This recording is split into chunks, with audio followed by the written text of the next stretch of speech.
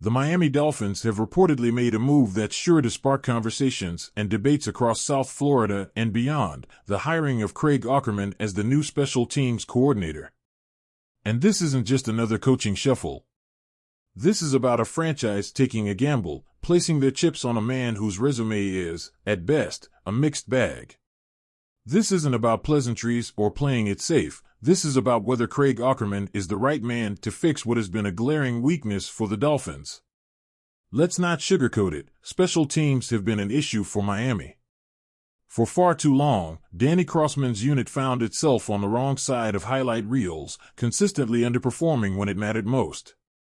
And now, Aukerman steps into the spotlight. It's a high-risk move that demands scrutiny. The Dolphins have loaded up their offense with stars like Tyreek Hill, Jalen Waddle, and Tua Tagovailoa leading the way. The defense? Improving under Vic Fangio. But special teams?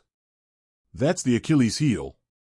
Is Aukerman the answer, or are we looking at another round of frustration? Craig Aukerman's tenure with the Tennessee Titans didn't exactly end on a high note. Fired midway through the 2023 season after yet another disaster on special teams, specifically a humiliating 31-28 overtime loss to the Indianapolis Colts, the Titans couldn't wait to part ways. That game was a showcase of everything that can go wrong: a blocked punt, a muffed punt return, a missed extra point, and a kickoff return surrendered that set up an easy score. You name it, it went wrong. This wasn't an isolated incident either. Titans fans had been vocal about their frustrations with Aukerman for years. And when your unit consistently struggles with the basics, ball security, punt protection, and situational preparedness, it's hard to build confidence. Was it really a surprise when Mike Vrabel pulled the plug with weeks left in the season? But here's the kicker: Aukerman wasn't solely to blame. Yes, his units were flawed, but some of those mistakes boiled down to execution, or lack thereof, by players. Take the infamous missed extra point from that Colts game. The regular holder was injured, and Ryan Tannehill, the former Dolphins quarterback, stepped in. Despite the narrative, Tannehill got the ball down cleanly. The kicker just flat-out missed. That's not on Aukerman, but it raises a larger question: why weren't the Titans better prepared for contingencies like this? A coach can only do so much, sure. But when the same issues repeat themselves, muffed punts, blocked kicks, poor coverage, it's hard to separate coaching from execution. Did Aukerman learn from these failures, or is Miami about to inherit the same headaches Tennessee endured?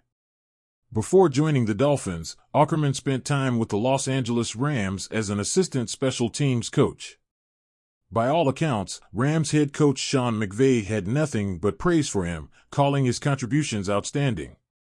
And yes, the Rams' special teams were rated highly this past season. But let's not overstate this. Being an assistant and being the guy in charge are two very different things. The real pressure comes when you're the one making the calls, when you're the one who has to answer for blocked punts and missed field goals. Can Aukerman handle that kind of responsibility in Miami, where the spotlight burns a little brighter? Ask Titans fans what drove them crazy under Aukerman, and they'll likely point to one thing: ball security. Back in 2022, rookie Kyle Phillips won the punt return job. The problem? His hands. Phillips fumbled 3 times in 4 games. 3. And yet, despite the glaring issues, he was given another chance, and then another. This wasn't about talent, it was about decision-making. Why wasn't a change made sooner? Why risk field position, momentum, and, ultimately, games, on a player who clearly couldn't be trusted with the ball? It's easy to say players need to execute better, but coaching is about putting players in positions to succeed. If a player can't handle a job, it's the coach's responsibility to find someone who can. That didn't happen in Tennessee. Will it be different in Miami? To Aukerman's credit, there were bright spots in Tennessee. Take Nick Folk, for example. When the Titans acquired the veteran kicker, questions swirled about his ability to handle kickoffs. In New England, Folk had a touchback rate of just 9.1%, one of the worst in the league. But under Ackerman, folks' numbers improved dramatically, jumping to 50.8% in 2023 and 63.8% in 2024. That's progress. But here's the thing, kicking off is one piece of the puzzle. It's great that Ackerman could get the most out of folk in that specific area, but special teams is about so much more than kickoffs. Blocking, tackling, return schemes, these are the areas where Ackerman needs to prove himself in Miami.